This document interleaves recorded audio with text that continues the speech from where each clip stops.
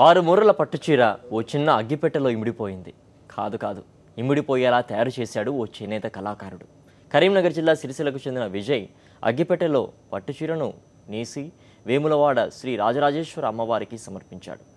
విజయ్ తండ్రి పరందాములు కూడా అగ్గిపెట్టెలో పట్టే వస్త్రాలు తయారు చేసి స్వామి అమ్మవార్లకు సమర్పించేవాడు. విజయ్ కూడా ఈ ఆనవాయితీని కొనసాగిస్తున్నాడు. ఇందులో భాగంగానే 2 ఏళ్ల క్రితం అగ్గిపెట్టెలో పట్టే శాలువాను తయారు చేసి స్వామి అమ్మవార్లకు సమర్పించాడు. ఇప్పుడు అగ్గిపెట్టెలో పట్టే చీరను నేసి అమ్మవారికి కానుక ఇచ్చాడు.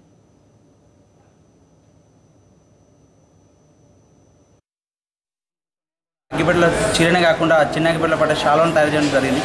పోయిన 2 ఏళ్ల క్రితము అమ్మవారికి స్వామివారికి శాలువ సమర్పించడం కూడా జరిగింది. అదే స్థాయిలో మళ్ళీ అగ్గిపెట్టెల చీర నేసి మళ్ళీ అమ్మవారికి సమర్పించడం జరుగుతుంది. ఆమె ఆశీస్సులు తీసుకోవాలనే ఉద్దేశంతో ఇలాంటి ఆలోచన మా తండ్రి గారు చేశారు. తర్వాత తన వారసత్వాన్ని నేను కూడా అదే ఆనవాయితీగా తీసుకురావడం జరుగుతుంది.